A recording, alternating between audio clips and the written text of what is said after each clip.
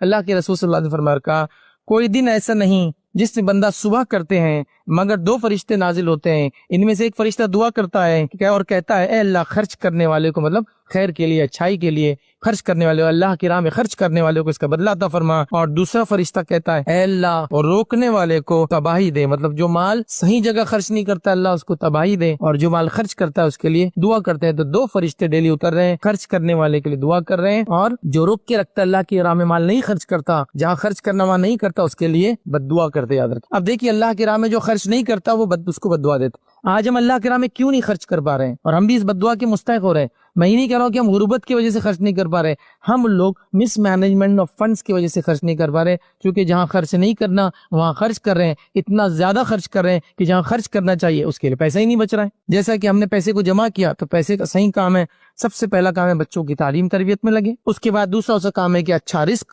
کھانے پینے میں لگے تاکہ انسان جسمانی طور سے گروتھ کرے، پھر اس کے بعد تعلیمی طور سے سب سے پہلے ہو، اور اس کے علاوہ وہ تمام حلال جگہوں پر، اور خاص طور سے پھر اس کے بعد بچ جائے تو کہاں خرچ کرنا، حدیث سے موجود بھی ہے۔ اللہ کے رسول صلی اللہ علیہ وسلم کے پاس ایک شخص آیا، کہا اللہ کے رسول صلی اللہ علیہ وسلم میرے پاس 1 درہم ہے، کہاں خرچ کروں؟ تو کہا اپنی نفس پہ خرچ کر، تو پہلے میں آگیا اپنے آپ کو اچھا رکھ، پھر کہا اور 1 درہم میں کہاں خرچ کروں؟ تو کہا اپنے بیوی پہ خرچ کر، تو کہا پھر 1 اور درہم ہے میرے پاس، اب کہاں خرچ کروں؟ تو کہا اپنے بچوں پہ خرچ کر، پھر کہا 1 اور درہم میں اب کہاں خرچ کروں؟ تو کہا فان تب صرف تجھے معلوم ہے کہاں خرچ کروں، اللہ کے راہ میں خرچ کرتے، اب تیرا ہو گیا نا، تیرا خرچہ ہو گیا، بیوی کا خرچہ ہو گیا، بچوں کا خرچہ ہو گیا، اب تجھے معلوم ہے کیا کرنا ہے، اور صحابہ کو معلوم تھا اللہ کے راہ میں خرچ کرنا ہے۔ ان کا حال تو یہ تھا کہ بیوی بچوں پر اپنے آپ پہ نہیں خرچ کر کے اللہ کے راہ میں خرچ کر رہے تھے، تو اللہ کے رسول کو روکنا پڑ رہا تھا، بھائی اپنے اوپر بھی کرو، تیرے نفس کا بھی تیرے پہ حق ہے، تیرے جسم کا بھی تیرے حق ہے، تیرے بیوی بچوں کا بھی تیرے پر حق ہے، یہ کہنا پڑ رہا تھا۔